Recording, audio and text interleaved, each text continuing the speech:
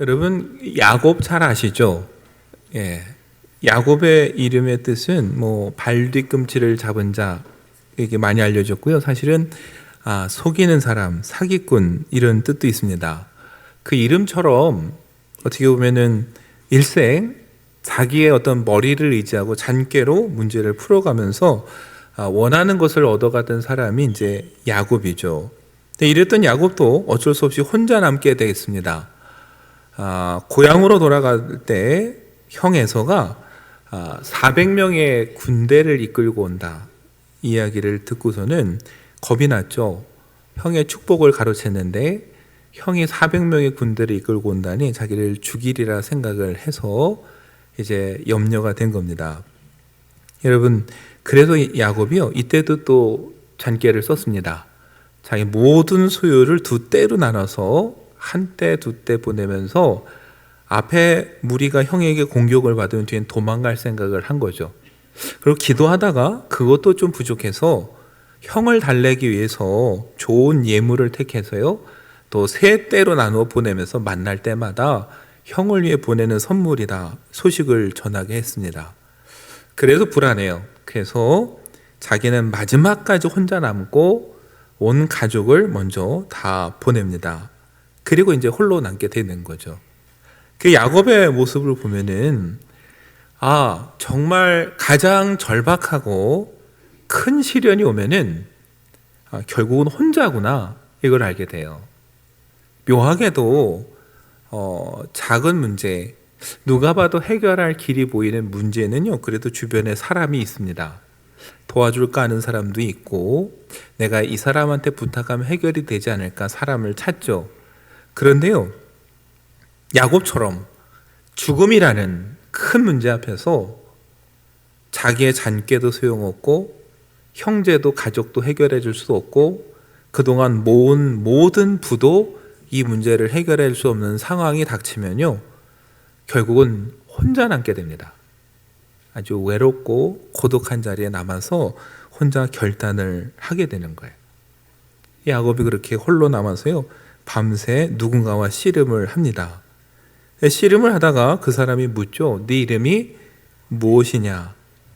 그가 야곱입니다. 이렇게 답을 해요. 그때 야곱과 씨름하던 분이 이렇게 얘기를 합니다. 창세기 32장 28절 보면 네 이름을 다시는 야곱이라 부를 것이 아니요 이스라엘이라 부를 것이니 이는 네가 하나님과 및 사람들과 겨루어 이겼음이니라. 이때 알게 돼요. 이분이 하나님이셨구나. 그 하나님은 야곱에게 마치 선언하듯이 지금까지 너는 야곱처럼 살았을지 몰라도 이제 더 이상 야곱이 아니라 이스라엘이다. 그동안 어떻게 살았는지 모르지만 앞으로는 하나님을 신뢰하면서 하나님과 살아가는 그런 사람이 될 것이다. 여러분이 놀라운 체험이 언제 이루어집니까? 야복강에 혼자 남아서 앞으로 가지도 못하고 뒤로 가지 못하는 인생의 막다른 골목에서 야곱은 비로소 하나님을 만나고 씨름하게 되는 거예요. 그곳에서 깨닫습니다. 전에도 몇 번 말씀드렸는데요. 얼마 전에 가신 이어령 선생님이 신앙을 갖게 된 이후에 책을 참 여러 권 썼어요. 자기가 어떻게 신앙을 갖게 된지 여정을 군데군데 기록을 남겼는데 재미난 게 그분이 아무것도 모르던 시절에 아직 하나님을 알지도 못하고 신앙을 갖기도 전에 일본에서 기도한 적이 있다는 거예요. 무슨 얘기인가 제가 봤어요. 나이 70이 넘어서 아무도 없는 곳에 혼자 가서 연구소에서 생활을 하게 됐는데 외딴 곳에 있는 교수 숙소는 음산한 데다가 갔더니 아무것도 없고 텅 빈 방에 그렇게 홀로 모든 걸 하던 어느 날 그 쌀을 한 자루 사서 택시를 타자니 가깝고 걸어가진 먼데 어떻게 할까 하다가 그냥 덜컥 사버린 거예요. 그래서 쌀을 지고 가는데 터덕터덕 걸어가는데 얼마나 힘든지 아무도 없는 캄캄한 집에 들어가서 쌀자루를 탁 내려놓고 털썩 앉는데요. 이분이 책은 참 많이 읽었잖아요.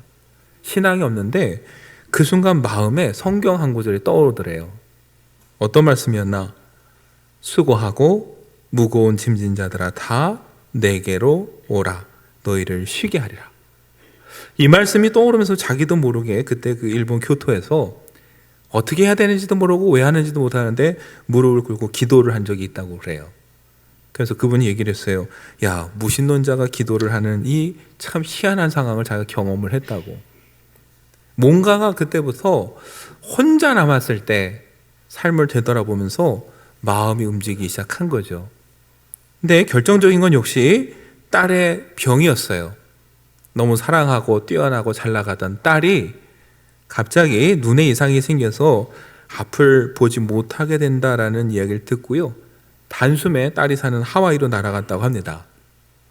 가서 이 멋진 곳에서 딸이 잘못하면 이제 앞으로 평생 앞을 못 볼 수도 있다는 얘기에 화가 났고, 그 지경이 됐는데 성경을 읽고 찬송을 부르는 딸을 보면서 화가 났다고 그래요.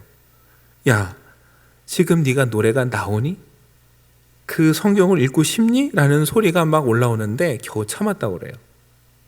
근데 그 딸이 아버지에게 교회 가자고.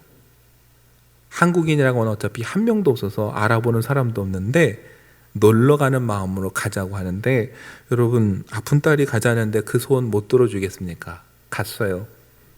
갔는데 보니까 참 어려운 여건의 원주민들이 예배하는데, 그분이 보기엔 참 도와줘야 될 것 같은 사람들인데 이 사람들이 누군가를 위해서 그렇게 기도를 하더라는 거예요.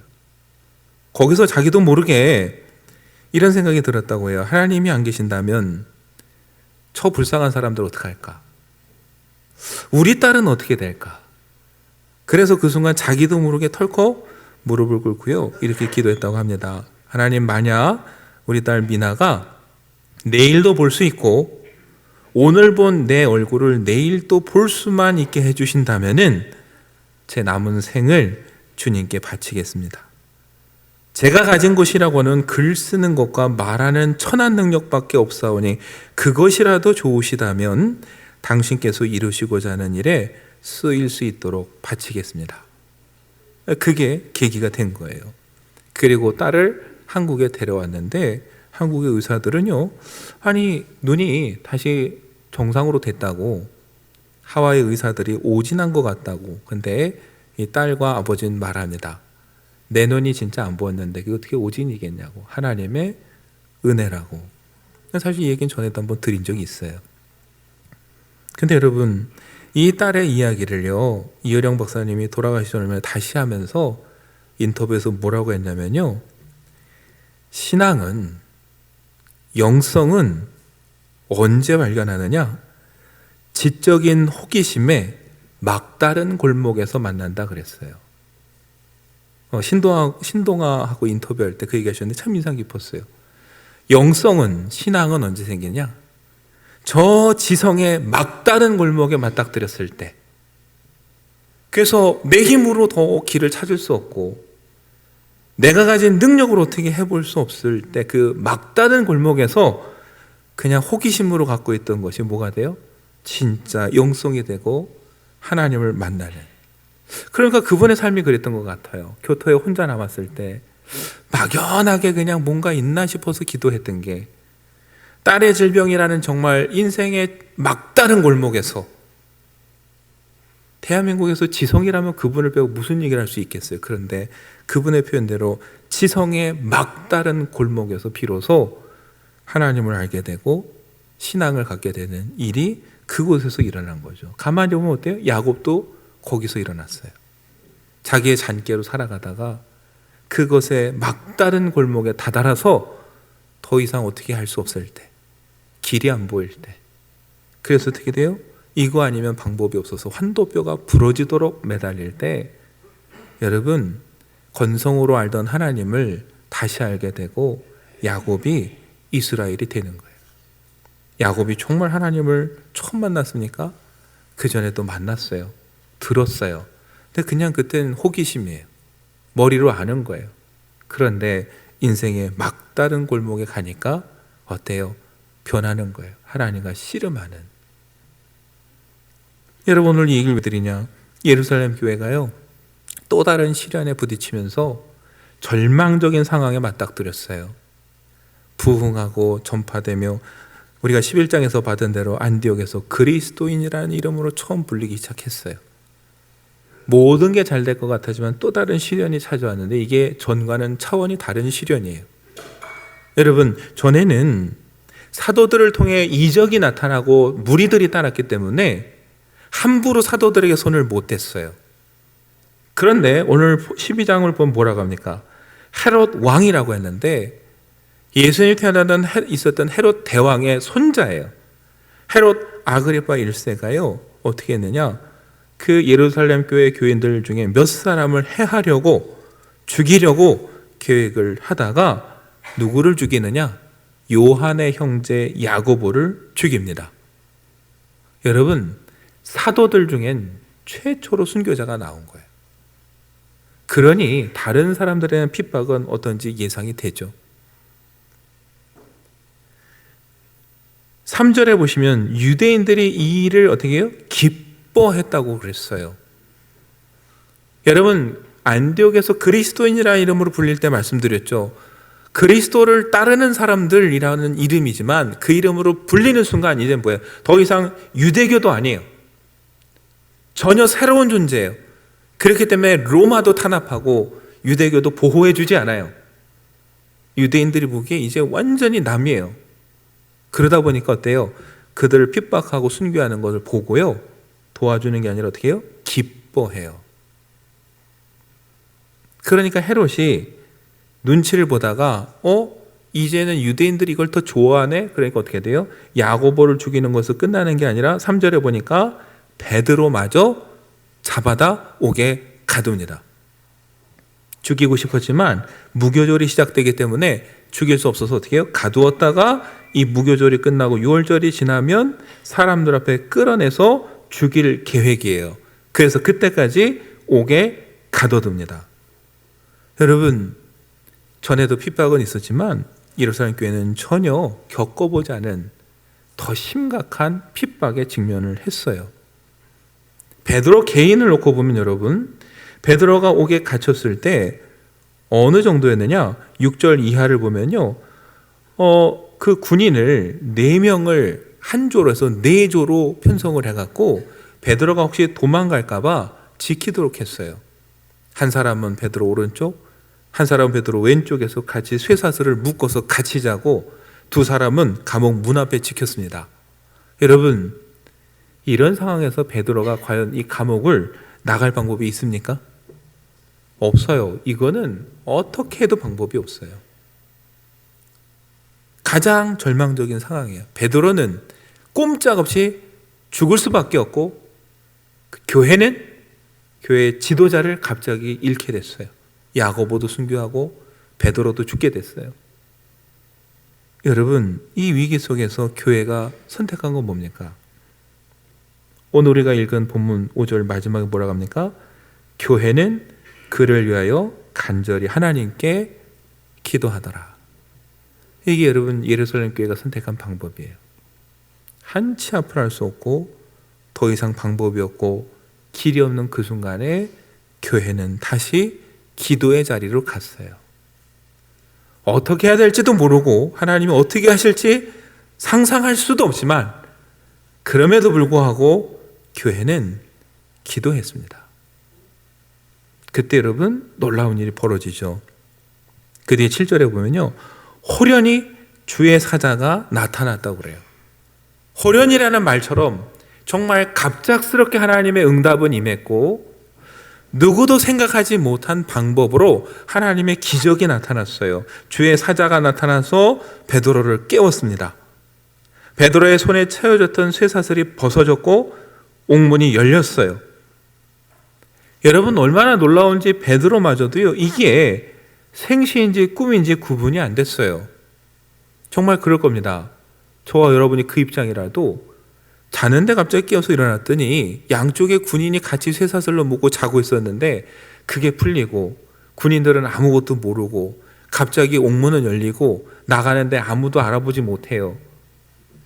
이게 내가 너무 지쳐서 맞아서 환상인가 보다 할 수 있죠. 근데 그렇게 베드로가 끌려나가서 큰 거리에 나올 때야 비로소 정신을 차렸어요. 이게 환상이 아니구나. 여러분, 베드로조차 믿을 수 없는 방법으로 하나님이 어떻게 해요? 호련히 임하셔서 응답하여 주셨어요. 그게 교회가 기도할 때 나타난 일입니다. 여러분, 베드로만 그럽니까? 아니에요. 이 베드로가 나와서 어디로 갔느냐?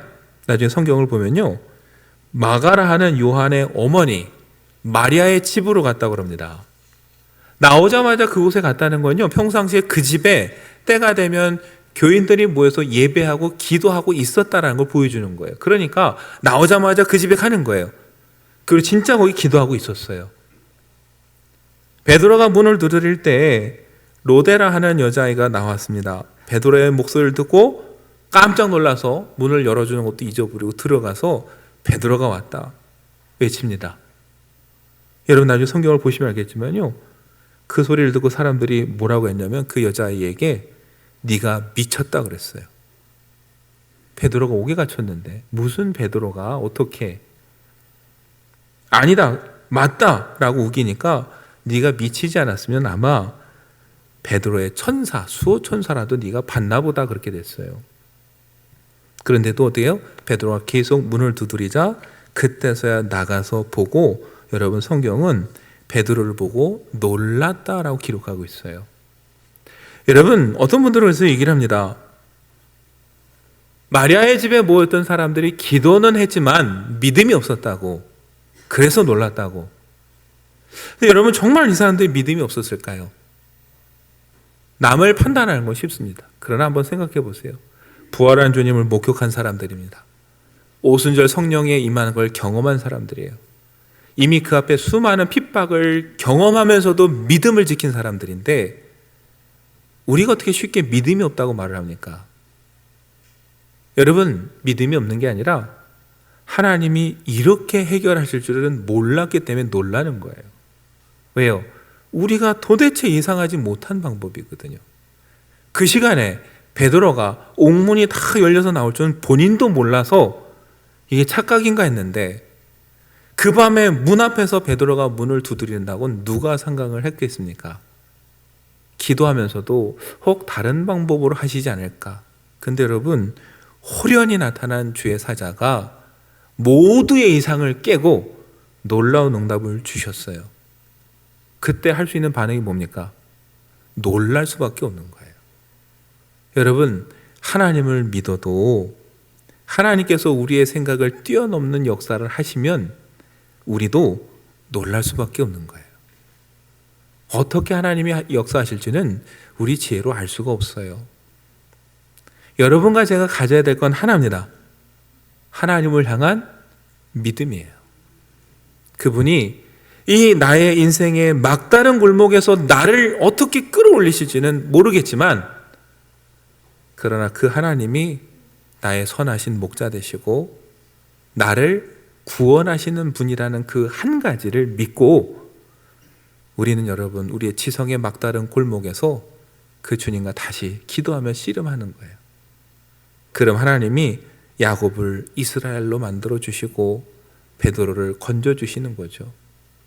여러분, 그게 우리가 믿을 거예요. 베드로도, 여러분, 예루살렘 교회 교인들도 그런 믿음이 있었어요. 한번 생각해 보세요. 여러분, 베드로가 지금 옥에 갇힌 게 처음일까요? 우리가 사도행전을 지금 12장까지 보고 있는데요, 이번이 세 번째입니다. 베드로는 이번에 세 번째 옥에 갇힌 거예요. 처음에 병자들을 고치고 기적을 행할 때 잡혀 들어갔어요. 그때는 약간 말씀드렸죠. 사람들이 너무 따르니까 대제사장이 눈치를 보면서 풀어주면서 단 예수의 이름으로 말하지 말고 가르치지만 말라 그랬어요. 그때 베드로는 분명히 말했습니다. 사도행전 4장 19절에 하나님 앞에서 너희의 말을 듣는 것이 하나님의 말씀을 듣는 것보다 옳은가 판단하라. 무슨 얘기입니까?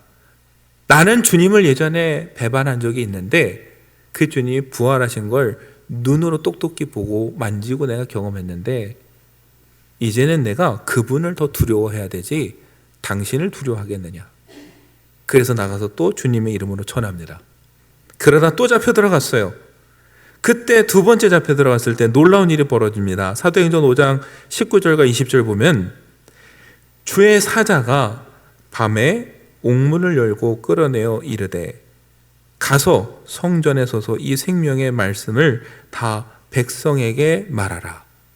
여러분, 그때도 주의 사자가 옥문을 열고 베드로를 내보내 줬어요. 그러면서 말씀하셨어요. 성전에 가서 이 말씀을 전하라. 사명이 있기 때문에 또 베드로를 하나님께서 놀라운 기적으로 보내주셨어요. 그리고 이번이 세 번째예요. 그러면 여러분, 베드로는 이 상황에서 어떤 마음이 들까요? 앞으로 어떻게 해주실지는 모르겠으나 지금까지 자기 인생을 되돌아볼 때 하나님이 뜻하신 대로 나에게 가장 선한 것으로 응답하실 것이다. 그걸 믿는 거죠. 그래서 어떻게 됩니까? 성경을 보면요, 베드로는 그 군인 틈에서 누워 잤습니다. 6절에 보시면요, 두 군인 틈에 두 쇠사슬에 매여 누워 자는데 그랬어요. 7절에도 보면 어떻게 됩니까? 주의 사자가 나타났을 때 베드로의 옆구리를 쳐서 깨웠다고 그랬어요. 앞으로 어떻게 될지는 모르겠으나 지금까지를 되돌아보면 하나님의 뜻대로 가장 선한 길로 인도할 거다 믿으니까 여러분, 그 상황 속에서 베드로는 잠을 자며 하나님의 뜻을 기다리는 거고 성도들은 역시 기도하면서 기다리는 거예요. 그런데 그 기대를 뛰어넘는 놀라운 기적 앞에서 감탄하고 놀라는 거죠. 여러분과 저의 삶에 혹시 뜻하지 않은 시련이 오고 모두가 다 떠나간 것 같고 나 혼자인 것 같고 혹시 그럴 때가 있습니까? 내 지성의 막다른 골목에서 더 이상 내가 길이 없어 보일 때가 있습니까? 여러분, 혹시 그렇다면은 그 자리가 저와 여러분이 기도하는 자리가 되면 좋겠고 하나님의 능력을 새롭게 경험하는, 새로운 영성을 경험하는 그런 자리가 되면 좋겠습니다. 야곱이 이스라엘이 되고 베드로가 풀려나고 주님의 놀라운 기적을 보면서 모두가 감탄하며 하나님의 은혜를 다시 깨달았던 것처럼, 그러기 위해서 여러분과 제가 어려움에 처할 때 우리를 가두고 있는 감옥을 지켜보고 우리 옆에 있는 군인들을 바라보면서 낙심할 게 아니라 오늘까지 저와 여러분을 인도하신 하나님의 은혜를 되돌아보면서 하나님이 지금까지 어떻게 인도하셨는가 다시 되새기는 그 노력이 필요한 거죠. 그렇다면 하나님께서 전에도 나를 건져주신 것처럼 이번에 그 방법은 내가 모르겠으나 하나님께서 이번에도 나를 건져주실 것이다. 그 믿음으로 이겨내고 기다리게 되는 것이죠. 여러분, 우리가 목자 대신 주님만 바라보고 기다리면 좋겠습니다. 그리고 우리의 문제뿐만 아니라 여러분, 때로는 내 주변에 함께 기도하며 응답받은 사람들, 그 사람들과도 비교하지 마세요. 우리가 놓치면 안 될 게 베드로는 놀라운 기적으로 문이 열려 나왔습니다. 그러나 야고보는 어떻게 됐습니까? 순교했어요. 그 믿음이 없어서일까요? 그 야고보의 형제 요한은 어떻게 됩니까? 베드로도 나중에 순교했지만 요한은 가장 마지막까지 살아서 성경을 기록하고 예수님의 어머니를 돌봅니다. 누가 믿음이 더 좋고 하나님이 더 사랑해서가 아니라 역할과 은사가 다를 뿐이에요. 여러분, 남하고 비교하기 시작하면 그것도 절망입니다. 하나님은 나를 사랑하시고 나를 위해 아들까지 주신 분이기 때문에 나에게 가장 좋은 곳으로 응답해 주시고 나를 인도하실 거라는 그 한 가지 확신과 믿음을 가지고 목자 대신 주님만 바라보면서 한 걸음 한 걸음 걸어가는 이 한 주간이 되시기를 간절히 축원합니다.